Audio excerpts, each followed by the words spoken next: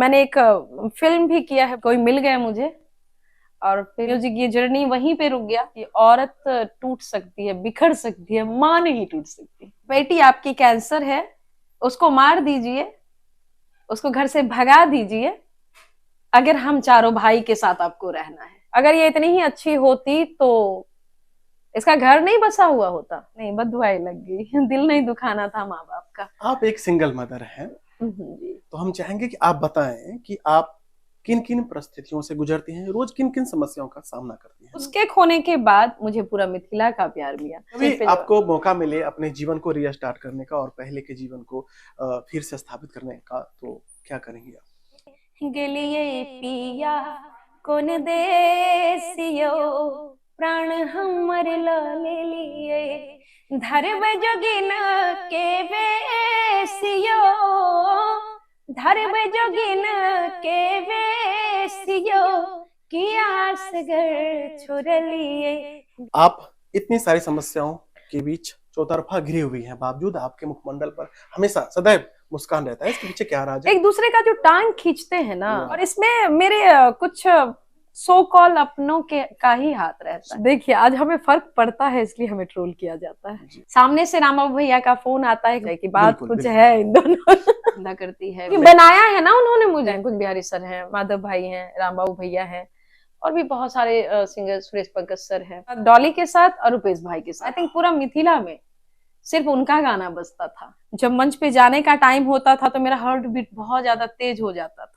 हे ओ लाल बउआ ओ नाई छिकिया, इति आहा के रानी घबराई छिकिया।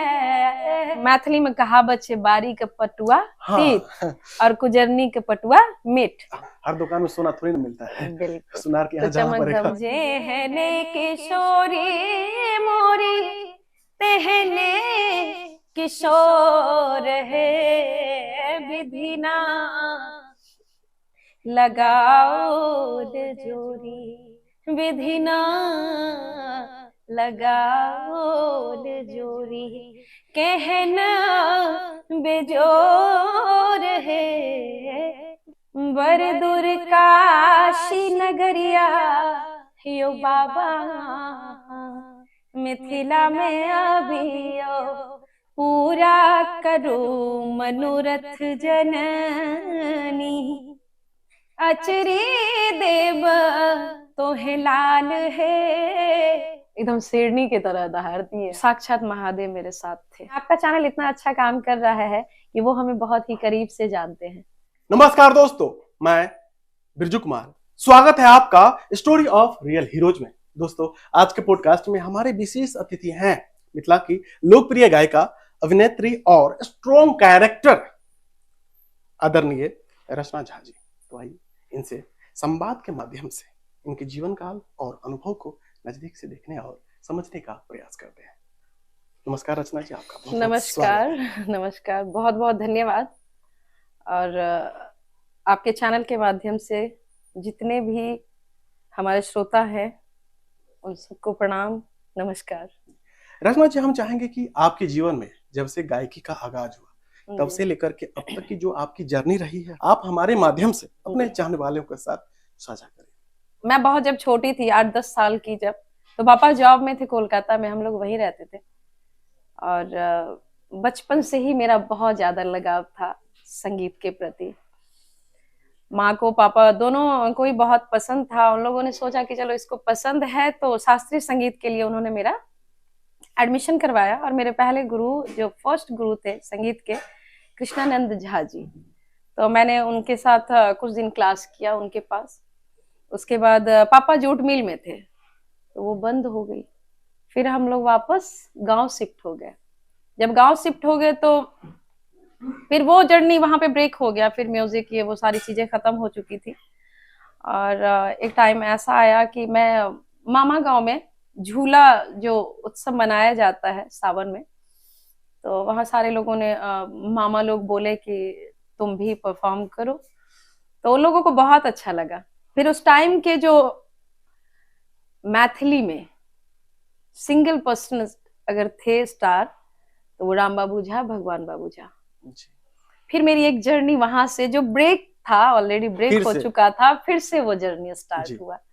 मामा लोग बोले कि राम बाबू भैया से कि एक मेरी भांजी है जो अच्छा गाती है, और आप अगर कुछ सिखा दे तो वो अच्छा कर सकती है, क्योंकि मैथिली उतना अच्छा से गाती नहीं है। हमारे घर में हमेशा मैथिली ही बोला गया है, कोलकाता रही हूँ लेकिन हमेशा पापा मम्मी लोग मैथिली बोलते थे, तो बाहर जो भी लैंग्वेज अलग बात है, घर में मैथिली ही बोला गया हम लोग के साथ। तो फिर सामने से राम बाबू भैया का फोन आता है, एक बहुत बड़ी बात थी मेरे लिए कि आप आइए, और आपकी मामा ने कॉल किया था। फिर हम गए, उन लोगों से मिले, बहुत अच्छा लगा। जैसा कि मैंने बताया कि उस टाइम में सिर्फ और सिर्फ चारों तरफ, आई थिंक पूरा मिथिला में सिर्फ उनका गाना बजता था। तो मैं गई, और भैया, दोनों भैया, राम बाबू भैया और भगवान बाबू भैया, मुझे एक एक बहुत बारीकी से मैथिली गाना सिखाए वो लोग, कि क्या मैथिली होता है, क्या लोकगीत होता है, क्या भजन है। तो सबसे पहला गीत जो उन्होंने मुझे सिखाया, मैं वो 2 लाइन आपको बिल्कुल बिल्कुल सुना देती हूँ। पूरा करो मनोरथ जननी, अचरे देव तोहे लाल है। पूरा करो मनोरथ जननी, अचरी देव तोहे लाल है जननी। चुनरी देव तोहे लाल है, पूरा करो मनोरथ जननी। और ये गीत मेरे हृदय के मतलब सबसे ज्यादा करीब है, क्योंकि मैंने पहली बार भैया से ये गाना सीखा था। और उसके बाद ये 2002 की बात है जी, 2002 की बात है। और उसके बाद कंटिन्यू मैं भैया के साथ रही, कार्यक्रम किया, और कंटिन्यू बहुत सारा प्यार। उस टाइम सोशल मीडिया का जमाना था नहीं, ना फेसबुक था, ना ये सारी चीजें था भी, तो अपने यहाँ नहीं था, मिथिला में नहीं। और अच्छी खासी कार्यक्रम करती थी मैं भैया के साथ, और अच्छी खासी फैन फॉलोइंग भी था। आजकल तो बहुत ज्यादा इजी हो गया है सोशल मीडिया को लेके, लेकिन वहां उस टाइम में स्टेज के माध्यम से लोग मुझे जानते थे, अब बहुत सारा प्यार मिलता था, बहुत सारा आशीर्वाद। तो उस टाइम मैंने बहुत कुछ फेस किया, बहुत ज्यादा, समाज को लेके, फैमिली मेंबर्स जैसे चाचा चाची ये लोग हैं, दादी, सब उन लोगों का बहुत ही गंदा वो रहा है। पहले इतनी बहू बेटियां घर से उतना ज्यादा नहीं निकलती थी, अब तो बहुत इजी हो गया और अच्छा लगता है। बिल्कुल बिल्कुल। और उस टाइम में मैं कार्यक्रम के लिए जा रही हूँ राम बाबू भैया के साथ, और मेरे चाची का, चाचा का, इन लोगों का कहना कि धंधा करती है कुछ इस टाइप का। वो सारी चीजें आज भी हो रही है, ऐसा नहीं है कि नहीं हो रही है, लेकिन मैंने उस टाइम में बहुत गंदे तरीके से ये फेस किया था। लेकिन थैंक्स माँ और पापा, बहुत अच्छे से सपोर्ट किया कि हाँ मेरी बेटी चाहती है, इसको पसंद है, तो उन्होंने मुझे बहुत सपोर्ट किया। और बाकी तो मेरे चाचा लोग जो है वो बहुत गंदे तरीके से कि घर से भगा दीजिए, ये कीजिए, वो कीजिए। अगर आप लोग को हमारे साथ, हम 5 भाई हैं, पापा 5 भाई है, तो मेरे एक अंकल हैं जिनका ये कहना था कि एक उंगली में अगर कैंसर हो जाए तो लोग चारों को सरने नहीं देगा, तो बेटी आपकी कैंसर है, उसको मार दीजिए, उसको घर से भगा दीजिए, अगर हम चारों भाई के साथ आपको रहना है। पापा का जवाब यह था कि बेटी है मेरी, ऐसे कैसे। तो थैंक्स माँ पापा को। 2002 से मैं कंटिन्यू 2007 तक रही राम बाबू भैया और भगवान बाबू भैया के साथ। उसके बाद फिर थोड़ा सा टर्न लिया लाइफ, कोई मिल गया मुझे, और फिर मैंने शादी कर ली। उसके बाद फिर देखा जाए तो मैं कार्यक्रम कर रही थी बीच बीच में, बट ब्रेक कहा जाए, पूरा का पूरा ब्रेक हो चुका था। और मैं घर में गाती थी, क्योंकि जिनसे मैंने शादी किया था वो भी क्लासिकल संगीत के बहुत अच्छे टीचर हैं, नाम नहीं बताना चाहूंगी, बट उनके मैं बहुत ज्यादा कार्यक्रम नहीं करती थी, लेकिन उनके संगत मेरी गायकी में बहुत ज्यादा निखार आया, जो बात है, क्योंकि वो क्लासिकल से थे, तो बहुत ज्यादा निखार आया मेरे संगीत में। उसके बाद फिर वो ब्रेक ब्रेक सा ही रहा। फिर बेटी हुई, एक बेटी, पता होगा आपको बिल्कुल और बिल्कुल सबको बिल्कुल। पता है कि एक बेटी है साक्षी। तो उसके होने के बाद 2012 में वो हुई। फिर तो एक माँ बन गई मैं। उसके बाद उसका ख्याल रखना, सारी चीजें, तो एकदम से पूरा म्यूजिक ये जर्नी वहीं पे रुक गया। 2017 में कुछ ऐसा हुआ कि हम अलग हो गए। तो एक ऐसा टाइम बहुत गंदा रहा है कि बोलते हैं ना कि खाने को नहीं है, कपड़ा पहनने को नहीं है, कुछ ऐसा मैंने फेस किया था उस टाइम में। मम्मी बोल रही थी कि तुम जो शादी कर रही हो ये गलत है, मत करो। और पापा का एक वर्ड मुंह से निकला था कि मैथिली में उन्होंने बोला था, जब माँ बोली पापा को कि ऐसे से शादी कर ली, तो पापा का एक वर्ड आज भी याद आता है कि पापा बोले थे कि बियाह क्या ललके ना, ओकरा कनने इनार पोखर भरते। तो कहीं ना कहीं लोग बोलते हैं माँ बाप की बातें नहीं लगती है, नहीं, अगर उनका दिल दुखे तो वो बद्दुआएं बन के बच्चों को लगती है। बिल्कुल बिल्कुल बिल्कुल। तो वो बाद में एहसास हुआ कि इनार पोखर भरते रो के मतलब ये गलत नहीं था, उन्होंने कहीं ना कहीं सही बोला था, उन्हें अपने लाइफ के एक्सपीरियंस से। बिल्कुल बिल्कुल। लेकिन बाद में मैंने एक्सपीरियंस किया कि नहीं, बददुआएं लग गई, दिल नहीं दुखाना था माँ बाप का। और फिर बहुत स्ट्रांग होके किसी इंसान का नाम नहीं ले सकते हैं कि उस टाइम, लेकिन हाँ, साक्षात महादेव मेरे साथ थे। बिल्कुल रोड पे आ चुकी थी। और एक पर्सन जिसका मैं नाम लेना चाहूंगी उस टाइम, विक्रम बिहारी जी। विक्रम बिहारी, जो कि मुझे वो चाची बोलते हैं, रिलेशन है। और वो इंसान सिर्फ, उन्होंने मुझे कॉल किया, बोला कि आप कार्यक्रम कीजिए। मैं बिल्कुल टूट गई थी। अब सारा, बहुत टाइम से मैंने गाया नहीं है, तो वो चीजें खत्म ही मान लीजिए। लेकिन उसके बाद फिर मैंने स्टार्ट किया और बहुत अच्छा, सारी चीजें जितनी भी प्रॉब्लम थी मेरी धीरे धीरे सॉल्व होने लगी। उस टाइम मेरे माँ पापा भी बहुत सपोर्ट किए, जबकि मैंने उन लोगों से बिना पूछे शादी कर लिया था, नॉर्मल सी। मम्मी भी नाराज थी बहुत यानी ज्यादा, आपकी लव पापा भी। मैरिज शादी हुई थी? लव मैरिज थी। जी।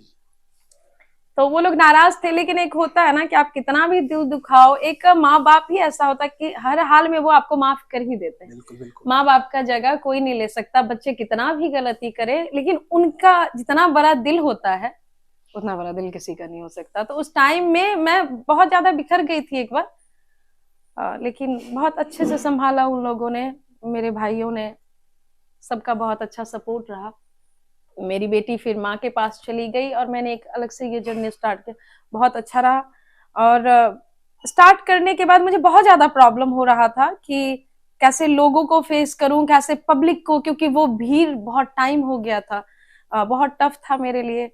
जब मंच पे जाने का टाइम होता था तो मेरा हार्ट बीट बहुत ज्यादा तेज हो जाता था कि मैं इतने पब्लिक को कैसे फेस करूं, क्या गाऊं नहीं गाऊं, बहुत, नर्वस। हाँ, बहुत नर्वसनेस, बहुत ज्यादा।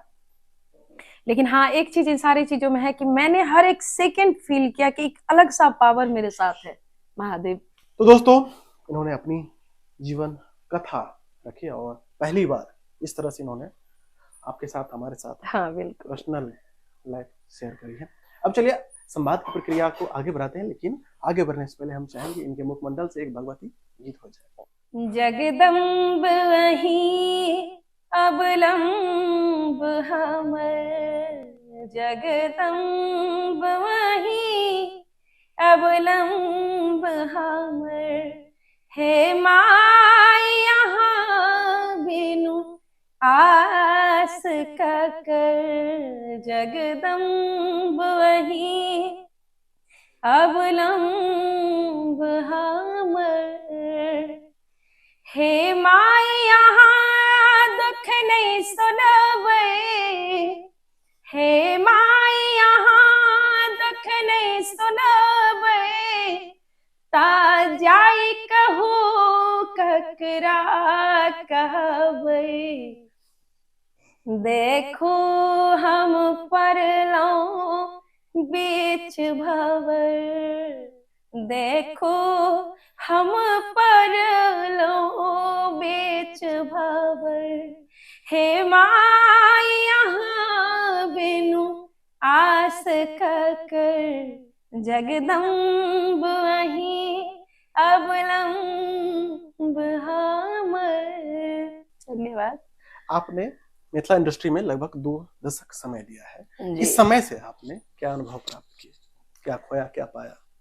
बहुत कुछ खोया है मैंने और बदले में बहुत कुछ पाया है, क्योंकि जिस भगवान से मांग के बोलिए या पता नहीं कितनी मिन्नतें करके या कितनी दुआएं मांग के जिसको मैंने पाया था, फाइनली उसके खोने के बाद मुझे पूरा मिथिला का प्यार मिला। तो ये है कि चलो कुछ खोने के बाद कुछ पाया जाता है, ये कहावत तो सही बदले में, हाँ ये कहावत बिल्कुल सही है कि पूरा मिथिला को ये क्रेडिट जाता है कि आप मुझे जानते हैं और आज आप मेरे पास है और आए हैं और मैं इंटरव्यू दे रही हूँ। जी। आप में अभिनय के प्रति रुझान कब आया? अभिनय के प्रति ऐसा कुछ कभी प्लानिंग नहीं था कि मुझे अभिनय से लगाव है, और मैंने बस थोड़ा थोड़ा कोशिश किया कि चलो अपना गाना है तो उसमें थोड़ा एक्ट करके देखते हैं। तो सारे लोग, एक होता है ना कि वाह वाह जब करने लगते हैं तो आपका मनोबल और ज्यादा बढ़ता है। तो गानों के बाद मैंने कई सारा वीडियो बहुत सारा मैंने किया वो जिसमें मैंने अभिनय किया। माधव भाई का भी बहुत सारा गाना है, माधव भाई के साथ तो मैंने इतना सारा गाना किया हुआ है वीडियो। किसी वीडियो में मैंने वाइफ का भी कैरेक्टर किया है, किसी वीडियो में मैंने राखी वाला में माँ का भी कैरेक्टर किया हाँ, हमने। और वो वीडियो देखिएगा बहुत अच्छा लगेगा। एक वीडियो है जिसमें माधव भाई माँ बनी हुई हूँ उसमें, एक वीडियो है जिसमें ये 2 छोटी बहन वाला कैरेक्टर राखी वाला, और तो उसके बाद एक मैंने माँ का आचर बहुत अच्छा वीडियो बनाया था जिसको डीजे गौतम से वो रिलीज हुआ था। वो इंटरव्यू के दौरान बैकग्राउंड से चल रहा था। अच्छा जी। तो वो वीडियो में भी काफी प्रोत्साहन, मतलब लोगों ने काफी तारीफ करी। उसमें वीडियो में भी आधा एक नॉर्मल माँ का कैरेक्टर है और आधा एक जो मेंटली डिस्टर्ब हो जाती है। माँ बहुत कुछ फेस करके अपने बच्चे को पालती है, और जब वो बच्चा छोड़ के चला जाता है तो ऐसे भी बहुत का दिख जाता है कि मेंटली डिस्टर्ब हो गई, बहुत का नहीं दिखता है, लेकिन सच पूछिए तो उनका वो हर्टली मेंटली फिजिकली वो एकदम डिस्टर्ब हो जाती है। मैंने एक फिल्म भी किया है, बड़ी फिल्म, जो कि राजनीति पे पूरा है। हाँ, तो वो अभी नाम मैं पब्लिक नहीं कर सकती, बट अच्छी है, मैंने लीड कैरेक्टर किया है और मेरे लिए बहुत अलग था, नया था। मैंने कोशिश किया क्योंकि मैंने इस चीज को नहीं चुना, मुझे चुना गया कि आप इस कैरेक्टर के लिए बिल्कुल परफेक्ट है। शूटिंग फाइनल हो गया है उसका, देखिए पूरा का पूरा पॉलिटिक्स से जुड़ा हुआ है फिल्म। अब जब रिलीज होगी तो पता चल जाएगा, बहुत ज्यादा नहीं बोल सकते इस पे। बिल्कुल बिल्कुल। आपने अपनी पहली जो गीत थी, रचना थी, वो आपने गा चुकी हैं। हम चाहेंगे कि एक दूसरा जो आपको पसंद हो। एक गाना महादेव का जो शिव कुमार टिल्लू सर का लिखा हुआ है, लोगों ने बहुत पसंद किया, एपी प्रोडक्शन के माध्यम से आया हुआ था जी। बर दूर काशी नगरिया यो बाबा मिथिला में अभियो, बर दूर काशी नगरिया यो बाबा सिया गम अभियो। शिव कुमार टिल्लू सर जो लिखे हुए हैं कि एक भक्त है जो कह रहा है बाबा काशी विश्वनाथ से, बाबा बैद्यनाथ से, कि आपके यहाँ जब भी आता हूँ तो इतनी भीड़ होती है कि ना ही ठीक से पूजा कर पाता हूँ और ना ही ठीक से दर्शन हो पाती है। तो सिया गाम अबियो बाबा मिथिला जग बियो, भीड़ भार देव घर नगरिया यो बाबा सिया गाम अबियो। आपने बताया कि आपके गुरुजी के संबंध में, लेकिन हम चाहेंगे कि एक शिष्य गुरुजी के बीच में जो संबंध होते हैं, जब आप स्टेज पर होती हैं तो पता नहीं चलता है। इस चीज का मेंटेन, इस चीज को आप तालमेल में कैसे लाते हैं? गुरुजी हैं और मैं भैया बोलती हूँ उनको, तो एक भाई बहन का रिलेशन भी है या बाप बेटी का रिलेशन, जैसा भी आप देख सकते हैं। जब भी मिलेंगे हम साथ में होंगे तो। लेकिन मंच पे क्या होता है कि हम ऑडियंस के लिए गा रहे हैं। बिल्कुल बिल्कुल। अगर डुएट सॉन्ग अगर कोई गा रहा है तो वो चीजें कि एक वाइफ हस्बैंड वाला सॉन्ग है या लव सॉन्ग है, कुछ इस तरह का सॉन्ग, तो थोड़ा सा अनकंफर्टेबल लगता है भैया के साथ। बिल्कुल बिल्कुल। क्योंकि मैंने बोला कि बिल्कुल पिता के समान मानती हूँ उनको, थोड़ा सा कंफर्टेबल। लेकिन क्या है कि प्रोफेशनल होने के बाद ये चीजें आप साइड में रख के और कोशिश करते हैं कि कितना अच्छा परफॉर्म कर पाए और लोगों को वो केमिस्ट्री दिख जाए कि हाँ अगर दोनों और गा दिखती रहे भी हैं। है, पता नहीं चलता है कि आप गुरु शिष्य हैं, भाई बहन हाँ है, चाचा भतीजी हैं, तो पता नहीं चलता। बिल्कुल बिल्कुल। तो और ये वो आपकी कोशिश खूबी करते है। हैं कि हाँ थैंक यू। नहीं ये चीजें लोगों को जब हम परफॉर्म करते हैं अगर लव सॉन्ग या इस तरह का, तो लोगों को केमिस्ट्री दिखनी चाहिए कि बात बिल्कुल कुछ बिल्कुल। है इन दोनों। भैया के साथ बहुत ही अच्छा जर्नी रहा है, इसलिए बहुत अच्छे से कंफर्टेबल हो जाते हैं जी। अब लव सॉन्ग में ना कंफर्टेबल हो अलग बात है, बट ऐसे कार्यक्रम करते टाइम लगता है कि हाँ सब एक है, आप अपने जीवन क्योंकि में, बनाया है ना उन्होंने मुझे। जी बिल्कुल, आप अपने जीवन में आदर्श किन्हें मानते हैं? म्यूजिक में मेरे फेवरेट और आदर्श जो कहेंगे तो फीमेल सिंगर हैं ऋचा शर्मा। जी। वो मुझे बहुत अच्छी लगती हैं, उनकी गायकी बहुत अच्छी लगती है, मैं उनको काफी फॉलो करती हूँ। और मेल सिंगर नुसरत फतेह अली खान हाँ साहब। बिल्कुल, ये आपने जिक्र किया था, मुझे ये सुनना हाँ। था। तो अगर मैं कभी सुनने की बात आएगी, मैं अकेली हूँ, अगर मुझे कुछ सुनना है तो मैं उन दोनों को ही सुनती हूँ। उन्हें क्यों पसंद करती हैं आप, क्यों आदर्श मानती हैं? आदर्श इसलिए मानती हूँ क्योंकि एक होता है ना बचपन से किस टाइप का सॉन्ग आप पसंद करते हैं। गाती हूँ, सब कुछ गाती हूँ, जी। भजन है, लव सॉन्ग है, लाइट है, जो भी है, बॉलीवुड है, सब कुछ, मैथिली लोकगीत, पारंपरिक गीत, जो भी। लेकिन एक होता है आप पसंद क्या करते हैं, मैं सूफी कव्वाली बहुत पसंद करती अच्छा हूँ। अच्छा। मैं गा नहीं सकती अलग बात है, क्योंकि मैंने बहुत अच्छे से क्लास नहीं किया, बहुत अच्छे से मैंने तैयारी नहीं की, लेकिन हाँ सुन तो सकती हूँ। एक ऑडियंस श्रोता में बहुत अच्छी हूँ, तो मुझे सूफी पसंद है। और वही रीजन है कि ऋचा शर्मा मुझे इसलिए अच्छी लगती हैं क्योंकि उनकी एक फ्री स्टाइल की गायकी है और एकदम शेरनी की तरह दहाड़ती है, और मुझे बहुत अच्छा। अगर मैं आपसे पूछूं कि मिथिलांचल में यानी मिथिला में हम्म। सबसे प्रिय गायक मेल में कौन है अच्छा। आपके, और फीमेल में? तो दोस्त की बात करें तो डॉली सिंह दिल की बहुत अच्छी हैं। मैं स्पेशली रुपेश भाई, जो रुपेश राजपूत उनके हैं, साथ आपका एल्बम भी आया है, भाई वाला। हाँ राखी बांधने वाला, तो वो एक ये नहीं कि प्रोफेशनल रिलेशन, प्रोफेशन को एकदम साइड में रख दीजिए, मेरा पर्सनल रिलेशन इसके साथ, डॉली के साथ और रुपेश भाई के साथ है, जी। और वो हमेशा रहेगा, मेरे ख्याल से हमेशा रहेगा। और ये नहीं है कि हाँ हम एक प्रोफेशन में है इसलिए रिलेशन अच्छा है। बाकी सब अच्छे लगते हैं, कुछ बिहारी सर हैं, माधव भाई हैं, राम बाबू भैया हैं, और भी बहुत सारे सिंगर, सुरेश पंकज सर हैं। अभी न्यू जनरेशन जो है वो भी सारे बहुत अच्छा कर रहे हैं, तो मैं सबके लिए अच्छा बोलूंगी, सारे के सारे अच्छा। तो रंजना मैम मुझे बहुत अच्छी लगती है, जी जी जी बिल्कुल रंजना बिल्कुल। झा मैम मुझे बहुत अच्छी लगती हैं, बाकी जितनी भी लेकिन एक सिंगर चीज हैं। कहना चाहेंगे, वो लाइमलाइट से काफी दूर रहना पसंद करती हैं शायद, हाँ मैं इतना ज्यादा, मतलब चमक धमक से दूर। हाँ जिसमें क्वालिटी होती है जी वो चमक धमक से दूर ही रहना बिल्कुल पसंद बिल्कुल। करते हैं, और हमें अगर उनको ढूंढना होगा तो हम वहां से ढूंढ आएंगे ना। बिल्कुल बिल्कुल ये होती बिल्कुल। है। हर दुकान में सोना थोड़ी ना मिलता है, बिल्कुल। सुनार के तो यहाँ जाना चमक पड़ेगा। धमक से वो दूर रहती है, बट व्यक्तित्व तो बहुत अच्छी है, मैं बहुत बार मिली हुई हूँ उनसे, जी। और गायकी तो माशाल्लाह बहुत अच्छी है। दोस्तों, हम अपनी संवाद की प्रक्रिया को आगे बढ़ाएंगे, लेकिन हम चाहेंगे कि इनके मुखमंडल से एक जानकी वंदना हो जाए। जेहने किशोरी मोरी तेहने किशोर है, जेहने किशोरी मोरी तेहने किशोर है, विधिना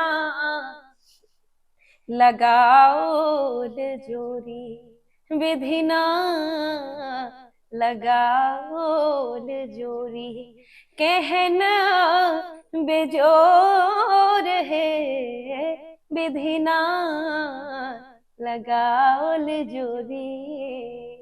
धन्यवाद। आप एक सिंगल मदर हैं, जी। तो हम चाहेंगे कि आप बताएं कि आप किन किन परिस्थितियों से गुजरती हैं, रोज किन किन समस्याओं का सामना करती हैं? बहुत कुछ फेस करना पड़ता है जब एक अकेली माँ, और समाज में बहुत सारी बातें, नेगेटिविटी भी बहुत सारी है, अगर अच्छे लोग भी हैं तो बुरे भी हैं, और बहुत कुछ फेस करना पड़ता है, मैं इस चीज को क्लियर नहीं कहूंगी। लेकिन आपने स्टार्टिंग में ही जब इंट्रो दिया था तो आपने ये कहा था कि स्ट्रांग। जी। तो हाँ, मैं बहुत ज्यादा स्ट्रांग हूँ। और स्ट्रांग मैं किसी इंसान को लेके नहीं, कोई पावर मेरा इंसान नहीं है, साक्षात महादेव है। आप इतनी सारी समस्याओं के बीच चौतरफा घिरी हुई हैं, बावजूद आपके मुखमंडल पर हमेशा सदैव मुस्कान रहता है। इसके पीछे क्या राज है, क्या कारण है? आज थोड़ा विस्तार से इस पर ये क्वेश्चन बहुत लोगों का होता है। आज आप इंटरव्यू ले रहे हैं तो पूछ रहे हैं। बहुत सारे लोग कई जगह मुझे मिलते हैं तो बोलते एक बात पूछना था आपसे। क्या लगता नहीं कि आप इतना ज्यादा खुश हैं जितना आप खुश दिखती रहती है? तो किसी के सामने रो के ही क्या फायदा होगा? सामने में दिखाएंगे कि हाय हम आपके साथ हैं, बाद में मजाक बनाएंगे कि रचना रो रही थी। बिल्कुल। तो और रही बात हंसने की, तो एक होता है ना आदत, मैं हर हाल में हर सिचुएशन में हंसती रहती हूँ। Smiley face. हाँ, स्माइली फेस। माधव भाई बोलते हैं कि ये कुछ भी करके बस हंस के निकल जाती है। तो जब आप बहुत ज्यादा एक होता है, एक कहावत है कि ठेस लगने से समझ में आती है। और जब बार बार आपको चोट लगती है, बार बार चोट लगती है एक ही जगह पे, तो फिर क्या होता है ना कि वो स्किन वहां का बहुत ही वो हो जाता है, हार्ड हो जाता है। फिर अगर आपको चोट लगेगा तो समझ में नहीं आएगा। तो ये लाइफ का पार्ट है, आप टूटते हैं, बिखरते हैं, बहुत सारी चीजें फेस करते हैं, स्ट्रगल करते हैं। लेकिन एक चीज है जो आपको हमेशा आपके चेहरे पे रखना है, वो है स्माइल। वही चीजें आपको जो चाहने वाले हैं वो खुश रहे, वो खुश रहेंगे, उनको अच्छा लगेगा कि मुस्कुरा तो रही है। और जो आपके हेटर्स हैं, आपके दुश्मन हैं, उन्हें लगेगा कि कैसे मुस्कुरा रही है। उनके लिए तो ये घाव पे नमक हाँ जैसी बिल्कुल। बात है। बिल्कुल बिल्कुल। तो ये दोनों ही टाइम में काम आता है कि जो हमें प्यार करते हैं उनको खुशी मिलती है कि रचना हंस रही है, हमेशा मुस्कुराती रहती है। जो हेटर्स हैं वो सोचते रहते हैं कि चल क्या रहा है, ये इतना मुस्कुराती क्यों है। बस यही, और कुछ नहीं है। कई बार जो विशेष रूप से महिलाएं जिस दौर से आप गुजरी हैं टूट जाती हैं और अपने मंजिल को और वतन छोड़ एक जगह बैठना भी उनके लिए मुश्किल हो जाता है, लोगों के सामने फेस करना अपने आप को मुश्किल हो जाता है। फिर इन सब चीजों का हैंडल करते हुए जब आप यहाँ तक पहुंची हैं तो कमेंट्स के माध्यम से कभी ऐसा जताया है लोगों की आप स्ट्रॉन्ग कैरेक्टर हैं? नहीं, बहुत बहुत बहुत लोग बहुत सारे हैं, फीमेल भी हैं, मेल भी हैं, जो मुझे हमेशा कमेंट्स के माध्यम से कि आप शेरनी हो, मिथिला की शेरनी हो, हम आपको फॉलो इसलिए करते हैं कि गाना एक अलग चीज हो गया, बट आप बहुत स्ट्रांग हो, आप में से एक वो पॉजिटिव वाला वाइब आता है। तो कमेंट्स तो ये सारी चीजें। और रही बात, मुझे बहुत अच्छा लगता है कि इतने लोग सपोर्ट करते हैं, इसलिए कि मैं दिखती हूँ स्ट्रांग, या फिर उनको पॉजिटिव वाइब आता है मेरे से। और टूटने का क्या है, टूट हम भी गए थे, ऐसा नहीं है, बिखर हम भी गए थे। लेकिन आदमी अगर कोई और संभालने वाला नहीं हो तो आप खुद को संभालते हैं। और एक ही जवाब है मेरे पास कि औरत टूट सकती है, बिखर सकती है, माँ नहीं टूट सकती। बिल्कुल बिल्कुल। तो मैं एक माँ थी, कितना भी टूटने के बाद भी मैंने खुद के लिए संभाला कि एक बेटी है, उसके लिए मुझे खुद को खड़ा करना है, खुद को संभालना है। तो इसलिए कि औरत टूट सकती है, माँ नहीं। आप अपने जीवन से जो युवा पीढ़ी है जो रास्ते से समय के साथ भटक रहे हैं, बहुत कम उम्र में लव मैरिज और अरेंज मैरिज के बीच की दूरी को वो समझ नहीं पा रहे हैं, अच्छा, इसके बाद का रिजल्ट क्या हो सकता है, अगर आप वो संदेश? देखिए, बहुत सारी तो पॉजिटिव रिजल्ट भी आ रहा है जी, लेकिन मैं तो इतना ही कहना चाहूंगी कि अरेंज मैरिज बेस्ट है जी। अगर आप लव मैरिज भी कर रहे हैं। माता पिता हर पहलुओं पर ध्यान रख करके हाँ, वो चीजें छोटी छोटी चीजों पे, सारी चीजों पे। और जो भी करेंगे, एक बात तो फिक्स है ना कि जो भी करेंगे बच्चों के लिए माँ बाप हित में ही करेंगे, हित में ही करेंगे। बिल्कुल बिल्कुल। ऐसा वो थोड़ी ना सोचते झेलना पड़े, हाँ बिल्कुल बिल्कुल, मानसिक रूप से माँ बाप कभी नहीं सोचते कि हाँ मैं ना ऐसा कर लेता हूँ उसकी लाइफ ऐसे खराब हो जाए, ये वो नहीं सोचते। बिल्कुल नहीं चाहेंगे। जो भी करना है उनके लिए बेस्ट ही हो, वो वही करते हैं। तो अगर आप लव मैरिज भी करते हैं तो पेरेंट्स को बता के, सारे लोगों को इन्वॉल्व करके सहमति हो जाए तो बेहतर। हाँ बिल्कुल बिल्कुल, ये अच्छा है कि चलो आपका जो मन था या आपने जो पार्टनर चुना वो भी मिल गया, दोनों तरफ के पेरेंट्स भी खुश हैं, समाज भी खुश है, तो ये बहुत ज्यादा जरूरी है। मेरा एक्सपीरियंस इतना गंदा रहा है कि मैं तो किसी को सलाह ना दूं कि लव मैरिज करो, और हमेशा पेरेंट्स इन्वॉल्व रहे, समाज इन्वॉल्व रहे, क्योंकि समाज बहुत ही ज्यादा महत्व रखते हैं और हमें यहाँ रहना है तो इन सारी चीजों पर बिल्कुल ध्यान देना चाहिए कि समाज की भी सहमति हो, फैमिली की भी सहमति हो। अगर दोनों फैमिली इन्वॉल्व हो जाते हैं तो क्या ही बात। तो कोशिश करें, जो भी बच्चे हैं उनको तो मैं कहूंगी कि आप लव मैरिज कर रहे हैं, ठीक है, बहुत अच्छी बात है, लेकिन पूरे फैमिली को इन्वॉल्व करिए। आप मूल रूप से कहाँ की निवासी हैं, कहाँ की रहने वाली हैं, कहाँ रहती हैं? अगर इस संदर्भ में बता देंगे तो लोगों को पता चलेगा हमारे आसपास में ही रहती हैं। बहुत कम लोग होते हैं जो आपको हेट करते हैं, लेकिन बहुत सारे लोग होते हैं जो आपको पसंद भी करते हैं। हाँ, नहीं, बिल्कुल जी, बिल्कुल। और मैं तो कहूंगी कि ज्यादा लोग हैं जो मुझे पसंद करते हैं, तो तभी मैं हूँ। बिल्कुल बिल्कुल बिल्कुल, वेल विशर बहुत सारे हैं मेरे, तभी मैं हूँ। अंदौली गांव है मेरा, जो कि अलीनगर प्रखंड में पड़ता है, दरभंगा जिला, और मोतीपुर पंचायत में पड़ता है जी। तो वो गांव हो गया, लेकिन मैं दरभंगा ही काफी टाइम से रह रही हूँ।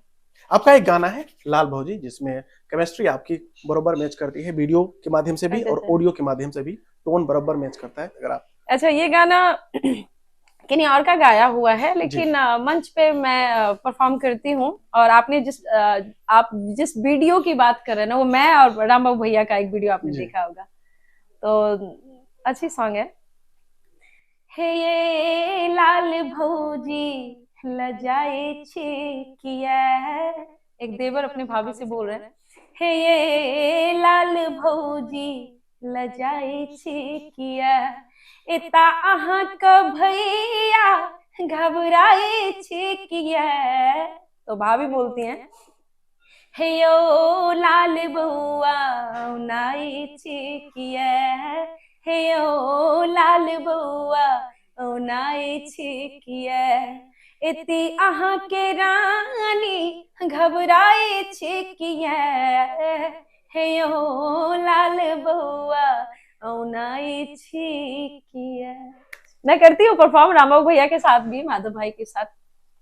आपकी बहुत जल्द एक फिल्म आने वाली है हिंदी भाषा में, तो क्या आपके चाहने वाले सरप्राइज नहीं होंगे कि हमारी मैथिली कलाकार हिंदी में आ रही है? नहीं, बिल्कुल सरप्राइज होंगे, क्योंकि मैंने इस चीज को बहुत ज्यादा पब्लिक नहीं किया हुआ है, लेकिन जो भी मुझे चाहने वाले हैं, मतलब जो मेरे वेल विशर हैं, जो मुझे पसंद करते हैं या सपोर्ट करते हैं, तो आई थिंक उनको बहुत खुशी होगी, क्योंकि मैं अपने कंफर्ट जोन से निकल के मैंने कुछ अलग से किया है, अलग सा किया है, तो उन्हें अच्छा लगेगा। मैथिली कलाकारों के आपसी संबंध, इस पर आप क्या कुछ कहना चाहेंगे? आपसी संबंध अगर कलाकारों की बात करें तो सामने तो बहुत अच्छे होते हैं, बिल्कुल, हाँ, बट कभी कभी क्या होता है कि जैसे ग्रीन रूम है, बहुत सारे कलाकार हैं बैठे हुए हैं, तो जैसे एक गया मंच पे परफॉर्म करने के लिए, तो उसका सब मिलके बुराई कर रहे हैं। ये स्कूलों में होता है। हाँ, ये ऐसा होता रहता है थोड़ा बहुत। रही बात की सबको एक दूसरे से कंपटीशन तो है ही, बिल्कुल बिल्कुल। मिथिला बहुत छोटी जगह है और बहुत छोटा सा इंडस्ट्री है। बड़ी जगह है लेकिन छोटा बना के रखा है, छोटा बना के रखा है ना। मैं इंडस्ट्री की, मैथिली इंडस्ट्री की बात कर रही हूँ। मैथिली इंडस्ट्री अगर देखा जाए यहाँ पे तो बहुत छोटा सा है, और सबको एक दूसरे से बहुत कंपटीशन है, कोई किसी का अच्छा नहीं चाहता है, सब एक दूसरे का टांग खींचते रहेंगे, जबकि बाकी जो क्षेत्रीय भाषा है सब एक दूसरे को बहुत सपोर्ट करते हैं। बड़े कलाकार छोटे कलाकारों के साथ भी मंच साझा करते हैं और सपोर्ट करते हैं, बोलते हैं। यहाँ तो ऐसा भी होता है कि मान लीजिए कोई आयोजक है और उन्होंने आपका नाम लिया, मुझे बोला कि आप इनके बारे में सोच रहा हूँ कि उनको बुला लो, तो मैं कहूंगी नहीं, इनको छोड़िए ना, इनको बुला लीजिए, मेरा जिससे रिलेशन अच्छा है। तो ये चीजें भी बहुत चलती है और मुझे पता होता है, क्योंकि बहुत सारी जगह से मुझे पता चलता है कि मान लीजिए किसी ने कहा कि रचना को बुला लेते हैं, तो सामने से बोला जाता है कि नहीं, रचना को छोड़ दीजिए, उसको बुलाइए। तो ये चीजें हैं, एक दूसरे में कंपटीशन का भाव बहुत ज्यादा चलती होंगी तो काफी हर्ट होती होंगी, ये तो मेरा भाई जैसा था, ये मेरे चाचा जैसे थे। ये हर्ट होता है, बहुत ज्यादा होता है, लेकिन एक बहुत ही गंदी आदत है मेरे में कि जैसा मेरा रिलेशन है मैं वैसे ही रखूंगी, कोशिश करूंगी कि थोड़ा सा डिस्टेंस मेंटेन करूं। लेकिन अगर आपके बारे में मुझे पता चल गया कि आप नेगेटिव इस तरह का फैला रहे हैं मेरे बारे में, फिर हम आपको नहीं बोलेंगे। बिल्कुल बिल्कुल बिल्कुल। क्योंकि एक मैं देख रही हूँ ना कि आपकी तरफ से अगर दिल से अच्छा रिलेशन, मेरे लिए अच्छी चीजें नहीं है, मैंने तो आपको हर्टली माना था, भाई माने या चाचा माने जो भी, एक उसका रिस्पेक्ट तो करना है। मैं रिलेशन खराब नहीं करती, मैं रहने देती हूँ एज इट इज। हाँ, कोशिश करती हूँ कि बचूं। अगर मेरे बारे में ये बुरा, मुझे बहुत सारी बातें पता रहता है सबके बारे में, लेकिन मैं बोलती नहीं हूँ, रखती हूँ अपने अंदर। तो संवाद की प्रक्रिया में आगे बढ़ेंगे, लेकिन हम चाहेंगे अब यो पिया मोरा गाम आपका गेलिए पिया कौन देसियो। जी, ये हाँ, काफी अच्छा गाना एक है, बहुत अच्छा गाना है। जी। गेलिए पिया कौन देसियो, प्राण हमर ले लिए। गेलिए पिया कौन देसियो, प्राण हमर ले लिए। धर्म जोगिन के वेसियो, धर्म जोगिन के वेसियो, किया सगर छोड़लिए। गेलिए पिया कौन देसियो, प्राण हमर ले लिए। और ये गाना कुछ दिन पहले इंस्टाग्राम पे काफी टाइम तक ट्रेंडिंग में था, लोग बहुत पसंद कर रहे थे। हाँ, कमेंट में लिखा था कौन कौन रील देख करके आया है। ये सभी वीडियो में आता है, जो रील से वायरल होकर के लोग ऑडियंस वहां पे जाती है। आप मिथिला इंडस्ट्री में अगर आपको मौका मिले कि ये चीज बदल जानी चाहिए तो अच्छा होता, तो आप क्या बदलना चाहेंगे? एक दूसरे का जो टांग खींचते हैं ना, वो आप बदलना चाहेंगे? वो बदलना चाहूंगी, तो कहीं ना कहीं हमारा इंडस्ट्री बहुत बड़ा हो जाएगा, बहुत आगे तक जाएगा। मिथिला इंडस्ट्री फिल्म इंडस्ट्री के रूप में कब तक विकसित हो जाएगी, क्योंकि कंटेंट किंग तो मिथिला है ही। बहुत अच्छे से, और बहुत ही लोग हैं जो इस पे काम कर रहे हैं फिल्म इंडस्ट्री पे। मैथिली इंडस्ट्री बोल दीजिए, म्यूजिक या फिर फिल्म जो भी, तो बहुत कुछ देखने को मिलेगा। अभी वेब सीरीज बहुत अच्छा बन रहा बिल्कुल, है बिल्कुल, बिल्कुल। मैथिली में, बहुत ही अच्छा क्रिएशन किया जा रहा है। तो इस पे काम बहुत सारे लोग हैं जो कर रहे हैं, बहुत जल्दी बदलाव भी आएगा, लेकिन डिपेंड करता है कि हमारा समाज कितना सपोर्ट कर रहा है, ऑडियंस कितना सपोर्ट कर रहा है, वो भी तो जरूरी है ना। बिल्कुल। आप क्रिएट कर रहे हैं, मेहनत कर रहे हैं, बना रहे हैं, हम देखेंगे ही नहीं तो वो आगे कैसे बढ़ेगा। तो कहीं ना कहीं दूसरा जो क्षेत्रीय भाषा है वो हावी थोड़ा सा है अपने मिथिला पे। अगर मिथिला के कलाकारों को हम मिथिला में बुला रहे हैं तो हम उन्हें घर के दाल बराबर समझते हैं आर्थिक रूप से। अगर हम अन्य भाषी क्षेत्रों को लाते हैं तो उन्हें तोल देते हैं एक तरह से, और वो हर चीज से। तो इस चीज पर आप क्या कुछ कहना चाहेंगे? मैंने अभी थोड़ी देर पहले ही आपको बोला था कि सबसे पहले दूसरा जो क्षेत्रीय भाषा है वो हावी हो चुका है। बिल्कुल। तो जब जो गाने बजते हैं हमारे यहाँ, अगर उस सिंगर को बाहर से बुलाया जाएगा तो नॉर्मल सी बात है कि चारों तरफ वही गाने बज रहे हैं, उनके गाने बज रहे हैं, तो वो उनको अगर बुला रहे हैं आप, तो अच्छा पे करते हैं, अच्छा खासा उनके लिए व्यवस्था किया जाता है। और हम मैथिली के सिंगर्स के लिए पता नहीं, वही मैथिली में कहावत है, बारी के पटुआ तीत और कुजरनी के पटुआ मीठ। सेम छे, एक से एक आर्टिस्ट छथिन अपना मिथिला में जे धुरंधर छथिन अपन गायकी के माध्यम से, लेकिन हुनका ओते नहीं देल जाय छै। और अपन हम एक्सपीरियंस कहै छी, केओ गोटे अगर फोन केलखिन तऽ कहलहुँ जे की लेबै रचना जी, तऽ एते पैसा लेबै, तऽ कहला बहुत नहीं कह देलिए। बिल्कुल बिल्कुल बिल्कुल, बहुत नहीं कह देलिए। तो क्या है, बहुत कह देलिए क्या होता है? सबसे पहली बात तो यह है कि आर्टिस्ट बिकाऊ नहीं होता है, या उसका कोई मोल नहीं होता है। आप अगर देने वाले हैं तो आप विशेष रूप से मिथिला में, हाँ मिथिला की ही बात कर रही हूँ, कि अगर हम बात करते हैं या कोई भी आर्टिस्ट का मोल थोड़ी ना होता है, आप जितना दे सकते हैं। और हम लोग का क्या है, हम लोग तो स्टेज शो के माध्यम से जुड़े हुए हैं हर एक इंसान से। बहुत जो लोअर क्लास के लोग हैं उनका भी शौक है, हम वहां भी जाते हैं। जो हाई क्लास के लोग हैं वहां भी जाते हैं। तो डिपेंड करता है, वो जितना दे सकता है हम उतना ही लेते हैं, वो जितना दे सकते हैं हम उनसे उतना लेते हैं। तो आर्ट तो बिकाऊ है नहीं, आर्टिस्ट का तो मोल ही नहीं है, कोई फिक्स प्राइस नहीं होता है। तो हम कहेंगे कि हमें बाहर जाने की जरूरत ही ना हो। अगर आप लोग अच्छा, क्या है कि मिथिला मैथिली, अभी जैसे मैं मिथिला मैथिली से ही जो अर्न करती हूँ उसी से मेरी सारी खर्चाएं चलती है। तो पता नहीं, इस पे तो थोड़ा सा ध्यान देना चाहिए। बाहर के आर्टिस्ट को बुला के और बहुत भारी रकम पे करते हैं। अगर आप आर्थिक रूप से मजबूत होंगी तो हो सकता है वेब सीरीज बनाए, शॉर्ट फिल्म बनाए, एक बड़ी फिल्म भी बनाए, इंडस्ट्री डेवलप हो। बिल्कुल, ऐसा ही नहीं आएगा तो काम कहाँ से? मैथिली पे ही काम कीजिए ना, एक से एक सिंगर हैं, उसी को डेवलप किया जाए तो हमारे दूसरे क्षेत्रीय भाषा जो हमारे पे पूरा हावी हो रहा है वो नहीं होगा। दोस्तों बहुत जल्द नवरात्रि आने वाली है, हम चाहेंगे कि इनके मुखमंडल से एक नवरात्रि स्पेशल उसका मुखरा हो जाए। मैया तोरे हो,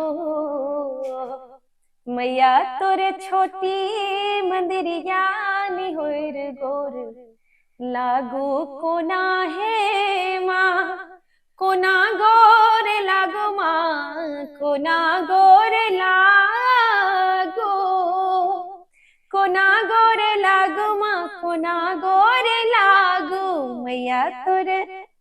मैया तोरे छोटे मंदिरिया निहुर गोर लागो कोना है माँ, मैया तोरे छोटे मंदिरिया निहुर गोर लागो कोना है माँ। आए दिन आपको ट्रोल किया जाता है, तो क्या आप उस ट्रोलर्स का जवाब देती हैं या फिर चुपचाप बैठ जाती हैं?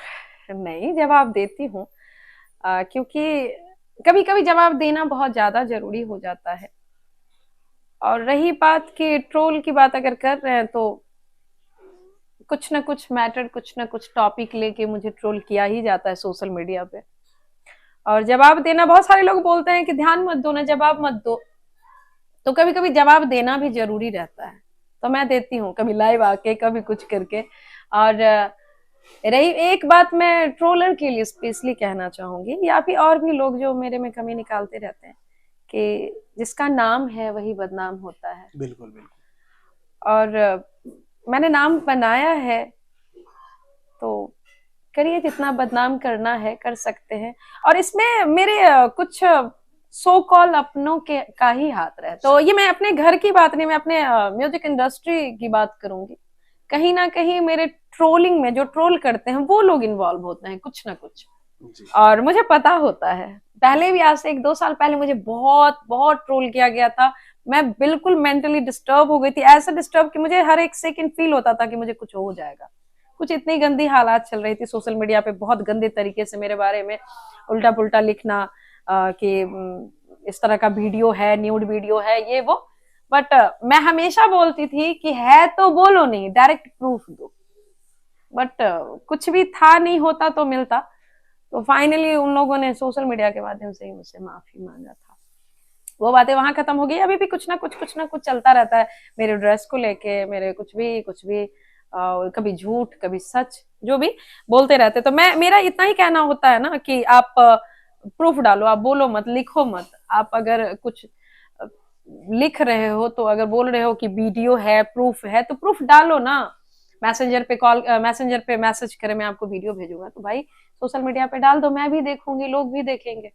तो सो नहीं करता है। तो मुझे पता है कि मेरे ट्रोल करने में हमारे सो कॉल अपने जो है ना, जो कहते हैं कि हम तुम्हारे अपने हैं, बहन है, भाई हैं, वो लोग इन्वॉल्व होते हैं। मुझे पता होता है, क्योंकि मेरे पास प्रूफ भी होता है, सारी चीजें प्रूफ होती है।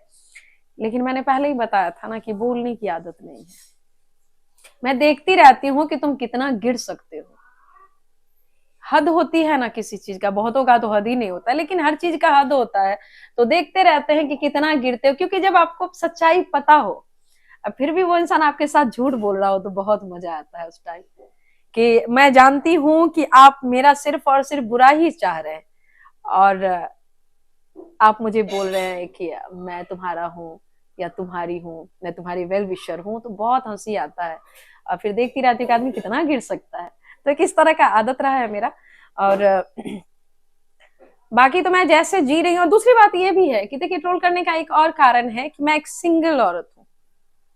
बहुत सारे आर्टिस्ट हैं, या जो भी औरतें रहती हैं, किसी का भाई रहता है सपोर्ट करने के लिए, किसी का बाप रहता है साथ में, किसी का पति रहता है। मैं तो नॉर्मल सी बात है, अकेली हूं, तो इजी हो जाता है उंगली उठाना। मेरे पे मुझे ट्रोल करना बहुत इजी हो जाता है, मेरे पे उंगली उठाना। मेरे कैरेक्टर सर्टिफिकेट लोग ऐसे ही बना के रखते हैं मेरा। हाँ, बस कि ऐसी है वैसी है। अब नॉर्मल सी बात है कि जिसको मैंने लात मारा हो, वो मेरे बारे में बुरा ही बोलेगा ना। अगर आपको जानना है मेरे बारे में तो मेरे पास आइए। बिल्कुल बिल्कुल। आपको अगर जानना है मेरे बारे में तो आपको मेरे पास आना चाहिए। आप उनसे अगर पूछिएगा जो मेरे हेटर्स हैं तो मेरे बारे में बुरा ही बोलेंगे ना, बिल्कुल, वो अच्छा कभी नहीं बोल सकते हैं। तो यही है। और मैं मुझे लड़ना आता है, फेस करना आता है। और रही बात की, मुझे पता है कि अगर मैं यहाँ गलत नहीं हूँ तो मैं चुप नहीं रहती, मैं बोलती हूँ। कभी कभी मुंह लगाने का मन नहीं करता है तो चुप भी हो जाती हूँ, तो वो अगर कोई प्रूफ ही नहीं है तो वो ऑलरेडी खत्म। कई बार क्या होता है कि अगर आप सिंगल मॉम के कैरेक्टर में होते हैं तो लोगों को लगता है कि अगर इनके बच्चे हैं तो किस तरह से जिम्मेदारियां उठा रही होंगी, क्योंकि माता पिता दोनों साथ होते हैं तो हाँ। सारी चीज सॉल्व हो सकती है। तो हम चाहेंगे कि आप अपने बच्चे के प्रति क्या भावना रखती हैं, कितना समय देती हैं इन सब चीजों पर? अगर आप समय मैं बहुत ज्यादा नहीं दे पाती हूँ, क्योंकि एक होता है ना कि मैं देखा जाए तो मैं जब बाप बनने की कोशिश कर रही हूँ तो कहीं ना कहीं उसके सर से माँ का आंचल हट गया। जी, क्योंकि अगर मैं माँ बन के रहती हूँ, घर में उसको रखती हूँ, पालती हूँ, पढ़ाती लिखाती हूँ, तो फिर फाइनेंशियल तो कोई सपोर्ट नहीं है। यहाँ मैं घर से बाहर हूँ, अगर मैं पैसे कमा रही हूँ तो नॉर्मल सी बात है कि माँ का आंचल उसके सर से उठ गया। देखा जाए तो बाप का हाथ नहीं उठा उसके सर से, माँ का आंचल उठ गया। तो थोड़ा सा टाइम कम ही दे पाती हूँ, कोशिश करती हूँ जब भी छुट्टी होती है तो खुद से लाने और छोड़ने का, या फिर समर वेकेशन होता है तो जैसे 1 मंथ का भी लास्ट टाइम भी समर वेकेशन हुआ था, तो लास्ट टाइम 1 महीने का छुट्टी था, गर्मी छुट्टी। और मैं कार्यक्रम में दिन रात लगन का टाइम था, दिन रात इतना ज्यादा बिजी थी कि मैं 15 दिनों से मिल भी नहीं पाई। फिर जब फुर्सत हुआ तो उसको बनारस ले जाना, या मुझे अच्छा लगता है मंदिरों में जाना। अच्छा अच्छा, टूरिस्ट प्लेस पे हाँ, घुमाने तो लिए कहीं जाते भी, हैं। या फिर नेपाल चले गए, कहीं भी चले गए, उसको लेके, उसको थोड़ा सा नेचर ज्यादा पसंद है, पहाड़, पानी, झरना, ये सब, जंगल, ये सब बहुत ज्यादा पसंद है। और मैं चाहती रहती हूँ कि जब भी जाऊं तो उसे मंदिरों में लेके जाऊं, मुझे भी अच्छा लगता है जाना। जी, तो टाइम कोशिश करती हूँ कि टाइम मैनेज बहुत टफ होता है, बहुत मुश्किल है, लेकिन कोशिश करती हूँ कि जितना ही टाइम हो सके मैं उसको दूं। आप अपने आप को मिथिला इंडस्ट्री में कंपटीशन के बीच में किस तरह से रखती हैं? हाँ, कंपटीशन मैं खुद की अगर बात करूँ तो कंपटीशन इसलिए मेरा किसी से नहीं है कि सबका अपना अपना स्टाइल है, सबकी अपनी अपनी गायकी है। और एक ही गाने को आप भी गाएंगे, मैं भी गाऊंगी, अदर कोई भी पर्सन गाएगा, सबका अपना अपना स्टाइल है। हम आप अगर सेम होंगे तब ना कंपटीशन। बिल्कुल बिल्कुल। कंपटीशन तब होता है ना कि ये बिल्कुल सेम है तो वहां लगेगा कि ये एक जैसे हैं तो पता नहीं ये बेस्ट हो जाए, ये आगे बढ़ जाए, मैं पिछड़े, तब कंपटीशन की बात। लेकिन अगर मेरा किसी के साथ कोई कंपटीशन, मैं सबका बहुत रिस्पेक्ट करती हूँ। जो भी छोटे मेरे से जूनियर लोग हैं वो भी मुझे बहुत प्यार करते हैं, मैं भी बहुत ज्यादा प्यार करती हूँ उन लोगों से। जो भी सीनियर हैं बहुत ही रिस्पेक्ट करती हूँ उनका, वो लोग भी बहुत अच्छे से मेरे से बहुत प्यार से बात करते हैं। तो मेरा किसी से कंपटीशन, जो भी फीमेल सिंगर की ही बात कर रहे हैं, नॉर्मल सी बात है, मेरा कंपटीशन और किसी से किससे होगा? किसी से नहीं है, क्योंकि सबकी अपनी अपनी स्टाइल है, सबका अपना अपना फैन फॉलोइंग है, सबका अपना अपना ऑडियंस है, सब अपने अपने तरीके से जी रहे हैं, अपने अपने तरीके से कार्यक्रम करते हैं, तो किस बात का कंपटीशन? अच्छा, मिथिला में कोई टीवी चैनल होना चाहिए, था हाँ, पहले? नहीं था जी पहले टीवी चैनल था, बंद हो गया। अभी भी टीवी चैनल पे काम चल रहा है, जी। मुझे जितना पता है कि बहुत सारे टीवी चैनल्स पे काम चल रहा है। अच्छा होता अगर आ जाता तो जल्दी से अगर टीवी चैनल आ मिथिला जाए। ग्रो हो रहा है, हाँ, ग्रो हो रहा है, युवा लेकिन अवस्था में आ गया है। हाँ बिल्कुल, लेकिन क्या है ना कि एक दूसरे को सपोर्ट करना पड़ेगा, तभी थोड़ा और जल्दी होगा। और फिर आर्टिस्ट के लिए बहुत अच्छा प्रोड्यूसर भी होगा। तो चाहिए जमीनी स्तर का। हाँ बिल्कुल, अगर स्टार्ट हो जाता है तो कलाकारों के लिए, हम लोग का क्या है, कितना टाइम है नहीं है इस प्रोफेशन में। एक चीज हम आपसे राय लेना चाहेंगे, या आपकी राय होनी चाहिए उस पे, कि हमारे दरभंगा के कई ऐसे कलाकार हैं या फिर मधुबनी के जो हिंदी में काम कर रहे हैं, जी। आप जानती होंगे उनके बारे में, बहुत अच्छा कर रहे हैं, हाँ बिल्कुल। लेकिन कभी भी वो मैथिली के किसी भी वीडियोज में नजर नहीं आते हैं, ऐसा क्यों हो जाता है? उसका रीजन ये है कि वो यहीं से हैं, उनको पता है कि यहाँ कोई भी किसी को सपोर्ट नहीं करता, और यहाँ काम करना मतलब टाइम वेस्ट वो करना। साया भी नहीं पड़ने देते अपना। हाँ, वो टाइम वेस्ट समझते हैं। जी। और मैं कहीं ना कहीं वो ठीक ही है, वो अगर कर रहे हैं क्योंकि समझ रहे हैं कि मेरा टैलेंट जो है, मैंने पहले ही बोला कि यहाँ बहुत टैलेंटेड लोग हैं, लेकिन कोई उसका सपोर्ट नहीं करता, या फिर जिस तरह से उनको सपोर्ट करना चाहिए वो नहीं किया जाता है। यहाँ एक दूसरे का, अगर बहुत टैलेंटेड है तो उसका ज्यादा ही टांग खींचा जाता है। एक चीज देखिएगा कि मिथिला का जो जितना ज्यादा टैलेंट होता है उसका उतना ज्यादा टांग खींचा जाता है। बहुत सारे आर्टिस्ट मिथिला के कलाकार मिथिला से बाहर क्यों नहीं जा पाते? मिथिला में ही मिथिला मैथिली को लेकर के ही क्यों सिमट के रह जाते हैं? उसका रीजन ये भी है कि अब जैसे कि मैंने बोला कि मैं जितना मिथिला से चाहती थी, मैथिली ऑडियंस से चाहती थी, वो मुझे मिला। अगर रचना झा बहुत कर लेगी तो और कितना करेगी, और नहीं कर सकते। हमें जितना चाहिए था मिथिला मैथिली से हमें मिला, और मैं सेटिस्फाइड हूँ इस सारी चीजों को लेके। बाहर नहीं जाने का कारण क्या होता है? अब जैसे हम कभी लाइव हूँ और गाने गा रही हूँ, हिंदी गा दिया, तो मैथिली में गाओ ना कि हिंदी गावे छी।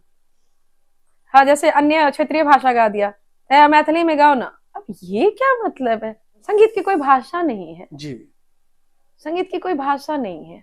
हम कोई भी क्षेत्रीय भाषा गा रहे हैं, या हिंदी, हिंदी हमारा राष्ट्रीय भाषा है, तो मैथिली तो है ही, मैथिली मिथिला से प्रायोरिटी हमें तो दे ही रहे हैं। बिल्कुल। और आपको तो प्राउड फील होना चाहिए कि अगर मैथिली में ये इतनी अच्छी है, मैं बाकी सारे आर्टिस्ट के बारे में बोल रही हूँ जो भी अच्छा कर रहे हैं, कि ये मैथिली में तो इतनी अच्छी है, इतना अच्छा है ही, अगर ये हिंदी में भी अच्छा करे तो क्या ही बात, ये तो हमारे लिए प्राउड की बात हो गई ना। दो बातें हो गई, आपके साथ ऐसा होता है, लेकिन आपने ये भी देखा है और देख भी रही हैं, कई ऐसे कलाकार हैं जो Hindi, Maithili, Bhojpuri, English, out of context वाले भाषा के गाने भी गाते हैं और उनको कुछ नहीं कहा जाता है। तो क्यों नहीं कहा जाता है? हाँ, क्योंकि वो इन सारी चीजों से ऊपर गए कि हमें कोई फर्क नहीं पड़ता। हाँ, बिल्कुल बिल्कुल। देखिए, आज हमें फर्क पड़ता है, इसलिए हमें ट्रोल किया जाता है। जी। हमें ट्रोल इसलिए क्योंकि उनको पता है कि इसको बोलेंगे तो मेंटली डिस्टर्ब हो जाएगी, इसको बोलेंगे तो पागल औरत है, चिल्लाएगी। उनको पता है, कमजोरी पकड़ लिया कि ये चुप नहीं, जो चुप रहते हैं उसके बारे में नहीं बोलते हैं। मेरा क्या प्रॉब्लम है कि मैं सोचती हूँ कि अगर मैं यहाँ गलत नहीं हूं तो मैं क्यों ना बोलूं। तो वो चीजें, वो लोग उससे ऊपर जा चुके हैं, उनको कोई फर्क नहीं पड़ता कि आप क्या कर रहे हैं। उनको बहुत अच्छे से पता है कि आप क्या है, नहीं है, आपकी क्या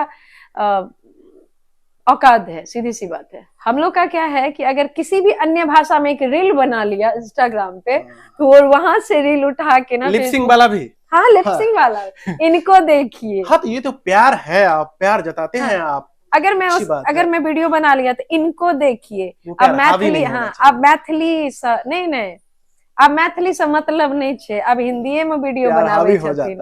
हाँ, अब देखियो इनका तो पता नहीं, और भी सिंगर हैं, हम ये चीज देखे हैं, वो लोग अन्य क्षेत्रीय भाषा गाती हैं तो उनपे नहीं, पता नहीं, कोई क्वेश्चन नहीं करता, लेकिन हम गाते हैं तो उस पे बहुत ज्यादा होता है। हम बचते हैं, ऐसा नहीं है। मैं कोशिश करती हूँ कि दूसरे क्षेत्रीय भाषा में ज्यादा इन्वॉल्व ना करूँ खुद को, बट संगीत है ना, संगीत स्वतंत्र है।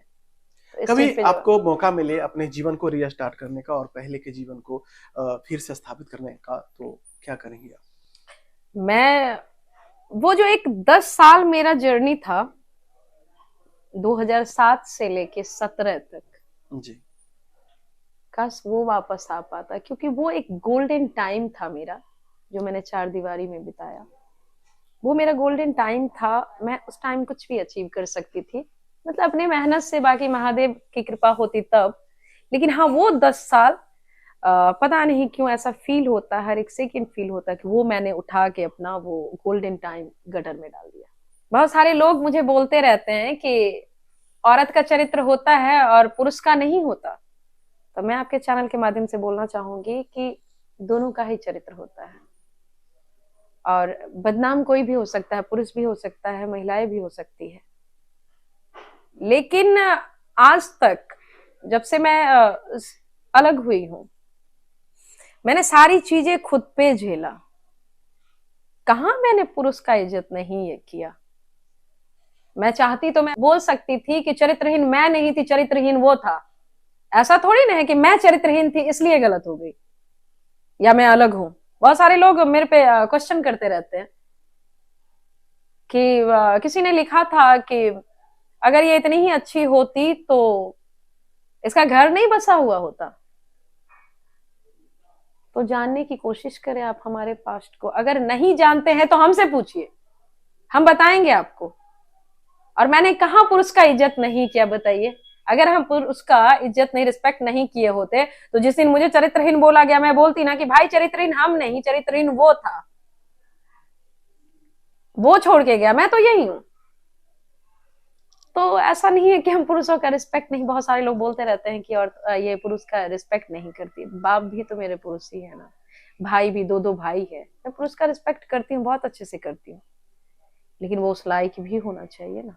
दोस्तों, हम अपने संवाद की प्रक्रिया के आखिरी पड़ाव में आ चुके हैं और जाते जाते हम इनसे पूछना चाहेंगे कि जो भी युवा युवती इस फील्ड में आना चाहती हैं, गायक बनना चाहती है, अभिनेत्री बनना चाहती है, अभिनेता या फिर जो भी मॉडल बनना चाहते हैं, उनके लिए आप क्या कुछ कहना चाहेंगे?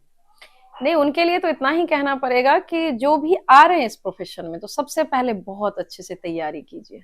सीखने की आवश्यकता है हाँ, उन्हें? सीखने की आवश्यकता है, चाहे वो मॉडलिंग करना है या एक्टिंग करना है, या फिर म्यूजिक या डांस, जो भी है। तो सबसे पहले बहुत ज्यादा जरूरी है कि हमारा जड़ मजबूत होना चाहिए। जी, जड़ जितना मजबूत रहेगा, डालियां उतनी ज्यादा फैलेगी। बिल्कुल बिल्कुल तो बिल्कुल। उनके लिए यही है कि बहुत सारे लोग बोलते हैं कि मैं भी गाना चाहती हूँ मंच पे, तो ठीक है, बहुत कुछ फेस करना पड़ता है पब्लिक को, बहुत तरह के ऑडियंस होते हैं। तो उस चीज के लिए हमारा जड़ बहुत मजबूत होना है। और जो भी न्यू जनरेशन है उनको बोलेंगे कि अच्छे से सीखिए, पहले खुद सेटिस्फाइड हो जाओ।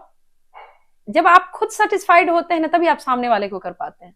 बिल्कुल बिल्कुल। बिना मतलब का कॉन्फिडेंस, ओवर कॉन्फिडेंस, ये ठीक नहीं है। आप बिल्कुल कॉन्फिडेंट हो जाओ अपने में कि हाँ, अब मैं परफॉर्म कर सकता हूँ। तो मैं उनके लिए कहना चाहूंगी कि तैयारी बहुत ज्यादा जरूरी है। हम जो यह काम कर रहे हैं, हमारा जो चैनल है, इसका जो थीम है, विषय है, इस पर आप क्या कुछ कहना चाहेंगे? बहुत अच्छा है, स्टोरी ऑफ रियल हीरोज। सबसे पहले तो इसका नाम बहुत ही ज्यादा अट्रैक्ट करता है। और बहुत अच्छा कर रहे हैं कि आप जो अनकही कहानी है, जैसे मैंने आज अपने बारे में जितना कुछ बताया है, पहली बहुत बार है। सारी चीजें हैं जो जी, हाइड करके रखा हुआ है। और मैं नहीं बोलती हूँ, नहीं बोल पाती हूँ। बहुत सारे लोगों का क्वेश्चन होता है, कमेंट के माध्यम से देखती रहती हूँ, बट जवाब नहीं दे पाती हूँ। तो ये बहुत अच्छा लगा कि मैंने आपके चैनल के माध्यम से और आपसे मैंने शेयर किया, और ताकि और लोगों को भी पता चल जाए। और ये बहुत अच्छा है कि एक रूबरू करवाते हैं। हम ऑडियंस से डायरेक्ट तो जुड़े रहते हैं स्टेज के माध्यम से, लेकिन वो हमें पर्सनली नहीं जान पाते हैं। हम मंच पे हैं, वो लोग नीचे हैं, हमने परफॉर्म किया, वो घर गए, हम घर आ गए, वो एक अलग चीज हो गया। और लेकिन आपका चैनल इतना अच्छा काम कर रहा है कि वो हमें बहुत ही करीब से जानते हैं।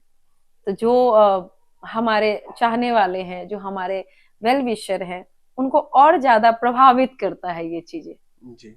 और जो हेटर्स हैं, शायद इसके बाद उनके अंदर भी प्यार जाग जाए कि बंदे ने इतना स्ट्रगल किया है, ये सारी चीजें। तो हो सकता है कि वो नफरत खत्म हो जाए, प्यार में बदल जाए, तो कहीं ना कहीं श्रेय आप में आपको जाता है। जी। तो बहुत अच्छा काम कर रहा है स्टोरी ऑफ रियल हीरोज के लिए। मैं बहुत ही शुभकामना देना चाहूंगी कि और भी बहुत अच्छा काम करें आप, और ऐसे ही ऑडियंस से हमें रूबरू करवाते रहें। जी। बहुत अच्छा। तो दोस्तों, इस संवाद को हम यहीं पे समाप्त करते हैं, लेकिन हमें उम्मीद है कि आपको जरूर आज का संवाद, इनकी जीवन का अनुभव पसंद आया होंगे। जो भी हमारे प्रति, इनके प्रति राय हो, कमेंट के माध्यम से आप दे सकते हैं। आने वाले समय में किन्हें आप इस मंच पर देखना चाहते हैं, उनके बारे में लिख सकते हैं जी, और उन्हें भी आप संदेश पहुंचा दीजिए। वो हमारी बातें माने, तभी हम वहां तक पहुंच सकते हैं। बिल्कुल बिल्कुल। और हाँ जी। जितने भी ऑडियंस हैं, सबको बहुत बहुत धन्यवाद। और स्पेशली थैंक्स बिरजू कुमार जी को कि इन्होंने मेरा जो स्टोरी है कवर किया, तो उसके लिए थैंक्स। फेसबुक पर देख रहे हैं तो फॉलो करें, कर लीजिए। यूट्यूब पर देख रहे हैं तो सब्सक्राइब कीजिए, स्टोरी में मेंशन कीजिए, शेयर कीजिए। धन्यवाद।